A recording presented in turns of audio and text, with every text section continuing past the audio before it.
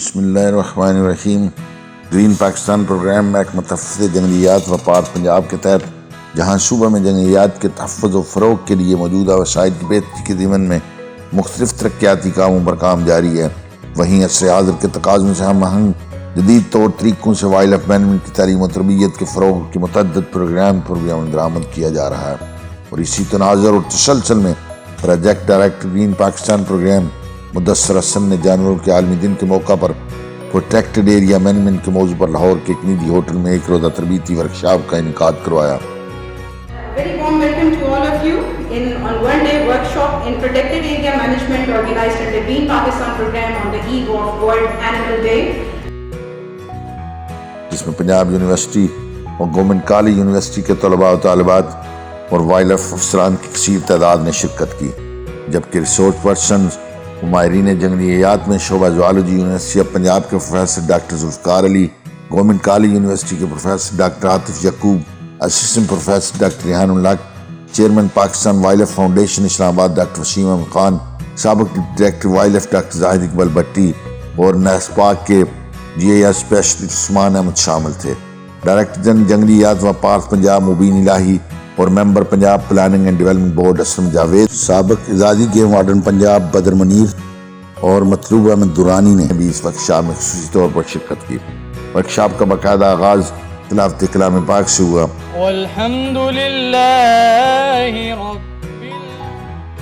کو خوش آمدید کہتا ہوں اپنے تمام آفس کے جتنے کولیگز ہیں۔ جس کے بعد project director green Pakistan programme Mudassar Hassan نے ورکشاپ کے تمام شرکاء کو خوش آمدید کہا اور بتایا کہ آج کی اس تربیتی ورکشاپ کو بنیادی مقصد طلباء و دیگر سٹاف کو جدید طور طریقوں سے وائلڈ لائف مینجمنٹ بابت روشناس کروانا۔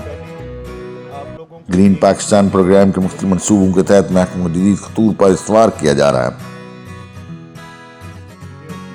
پیسے کم ہوتے ہیں لیکن اس پروجیکٹ کو فنڈنگ دی گئی، اس میں بڑے انٹریکٹیو سیشن رکھے گئے، اس میں بہت سی چیزیں پروٹیکٹڈ ایریا کے اوپر کام، سائنٹیفک کام، جانوروں کی دیکھ بھال اور رہائش خوراک پر بھرپور توجہ دی جا رہی ہے۔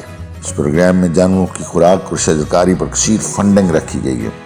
اس پروگرام میں بڑے انٹریکٹیو سیشن ہیں، پروٹیکٹڈ ایریاز مینجمنٹ پر سائنٹیفک کام اور نئی جیوگرافک انفارمیشن سسٹم رجیم ہے۔ سینٹرل GIS لیب اور ریجنل ہیڈ کوارٹر میں ریجنل نوڈز قائم کر دی گئی ہیں۔ فیلڈ سٹاف کو ڈرون کیمروں اور جدید آلات سے لیس کیا جا رہا ہے تاکہ صوبہ میں جدید ٹیکنالوجی کی مدد سے وائلڈ لائف کی میپنگ کی جا سکے۔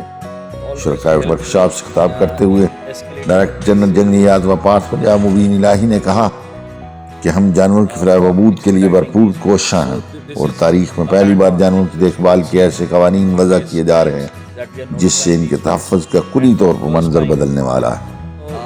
with these set of rules I think we are going to make a fundamental in the manner of animal welfare which is being offered by the housekeepers. So this is again a landmark thing. انہوں نے کہا کہ safari Lahore میں ایک state of the art rehabilitation centre بننے جا رہا ہے جس کے لیے 2.4 بلین کی لاگت سے پروجیکٹ منظور ہو چکا ہے۔ میں اس پروجیکٹ بہترین انداز سے منظوری پر PND خصوصاً اسلم جاوید صاحب ممبر PND کا شکر گزار ہوں جن نے اس کی منظوری کی انجام دہی میں کلیدی کردار ادا کیا ہے۔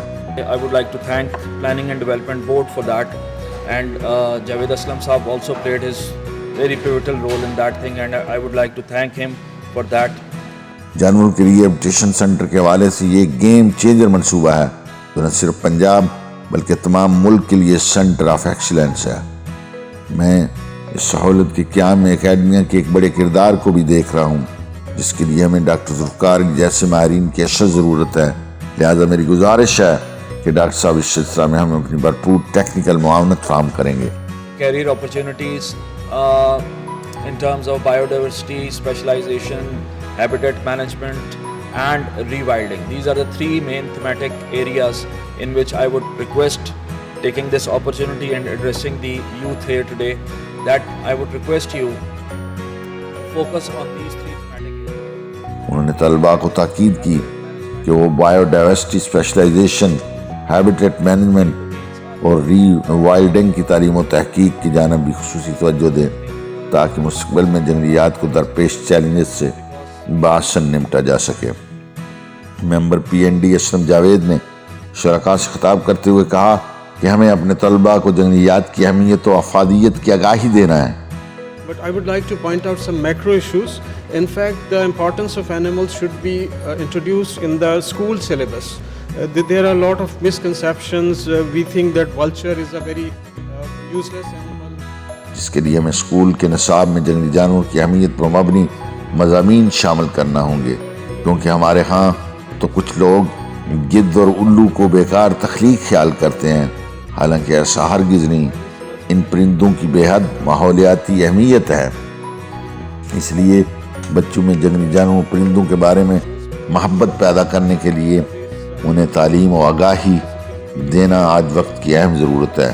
شعبہ زوالوجی پنجاب یونیورسٹی کے پروفیسر ڈاکٹر ذوالفقار علی نے vulnerability assessment of IUCN threatened species in Punjab کے موضوع پر لیکچر دیتے ہوئے کہا، ولنریبلٹی آپ سب جانتے ہو کہ جو اینیملس ہیں، تھریٹنڈ اینیملس خاص طور پہ پاپولیشن ڈکلائن ہو رہی ہے، اور ڈکلائن کیوں ہو رہی ہے، وہ کون سے پیرامیٹرز ہیں، اور خاص طور پہ اگر ہم غور کریں کہ آپ کو بخوبی علم ہے کہ آج جانوروں کے خطرے سے 4 انواع کی آبادی زوال پذیر ہے، اور اس کی وجوہات کیا ہیں، ان پر غور کرنے کی ضرورت ہے۔ آپ جانتے ہیں کہ 1981 کی مردم شماری میں پاکستان کی آبادی 8 کروڑ تھی اور آج 24 کروڑ ہے، جو کہ 3 گنا بڑھی ہے۔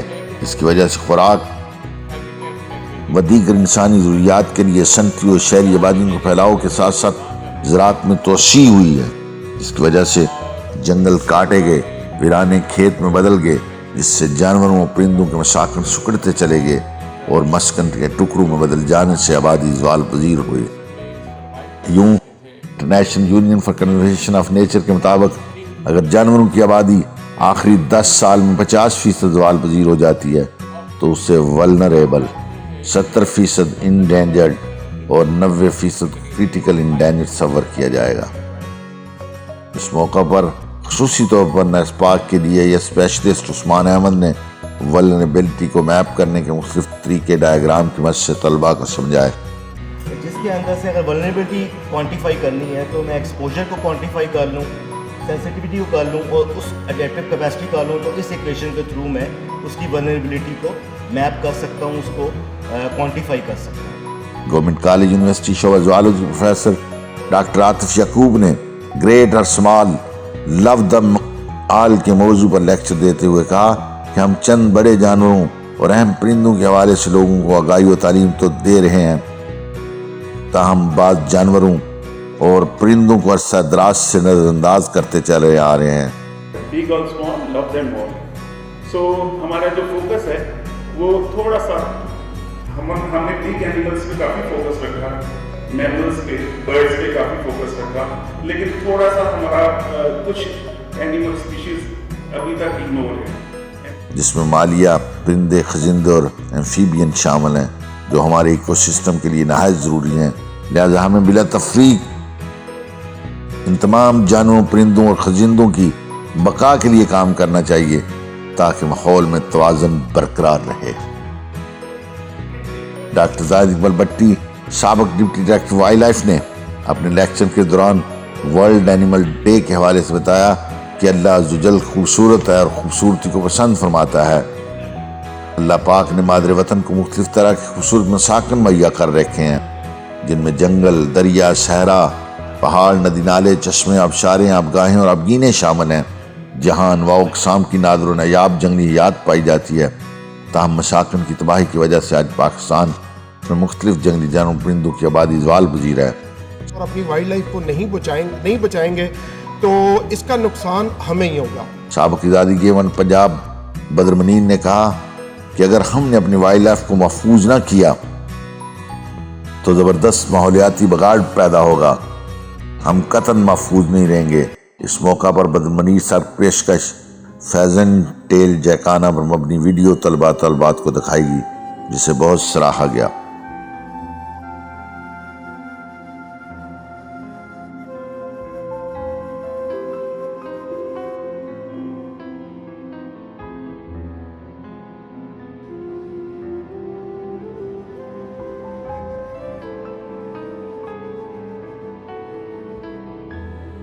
ورکشاپ کے شرکاء کو لیکچر دیتے ہوئے chairman Pakistan wildlife foundation Islamabad نے کہا کہ آج کے اس پروگرام کا بنیادی مقصد یہ ہے کہ ہم یہاں سے کچھ سیکھ کر جائیں اور اپنا وقت ضائع نہ کریں۔